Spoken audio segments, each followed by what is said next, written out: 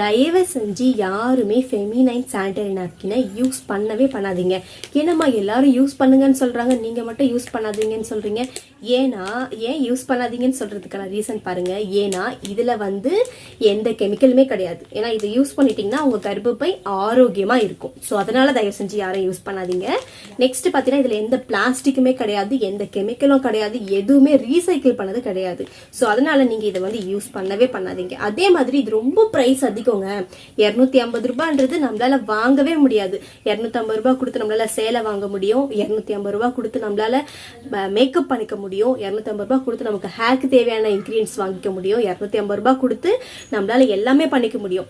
So அந்த 250 ரூபான்றது ரொம்ப பெரிய காஸ்ட்லியான ஒரு விஷயம். ஸோ அதனால வந்து யாரும் இந்த சானிடரி நாப்கினை வாங்காதீங்க, சரிங்களா?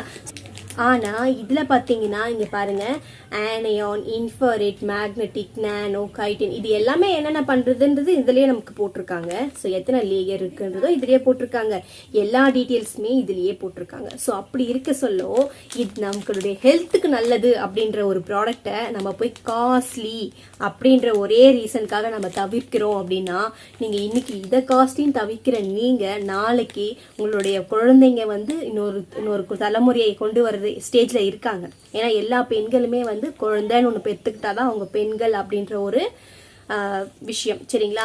நீங்களும் யோசிங்க.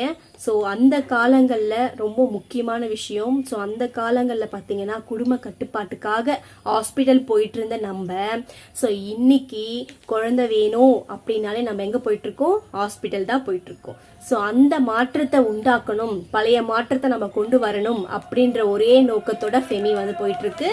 ஸோ அதுதான் எங்களோட ஸோ நீங்கள் சிந்திச்சு உங்களுடைய நாப்கினை வாங்குங்க. என்னம்மா இது வச்சு தூக்கி போடுறது தானே. ஸோ இதுக்கு எதுக்கு இவ்வளோ காஸ்ட்லி 250 ரூபா கொடுத்து எதுக்கு வாங்கணும் அப்படின்னா, இது வச்சு தூக்கி போடுற பொருள் கிடையாதுங்க.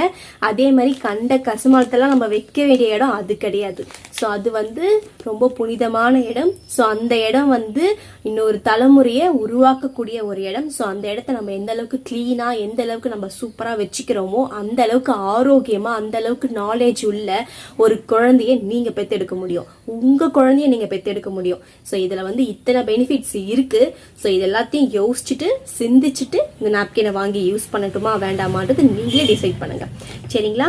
ஸோ இதுல எல்லாத்துக்கும் நான் சொன்னதுக்கான ரீசன் என்ன, ஏன் இந்த நாப்கினை யூஸ் பண்ணாதீங்கன்னு சொன்னேன் அப்படின்னா, இந்த நாப்கினால நிறைய பெனிஃபிட்ஸ் இருக்கு. அந்த பெனிஃபிட்ஸ் எல்லாம் உங்களுக்கு வேணும்னு நீங்க நினைக்கிறீங்க அப்படின்னா எனக்கு மேல தெரியுற நம்பருக்கு கால் ஆர் மெசேஜ் பண்ணுங்க. நான் உங்ககிட்ட பேசி எல்லாமே நான் உங்களுக்கு எக்ஸ்பிளைன் பண்றேன்.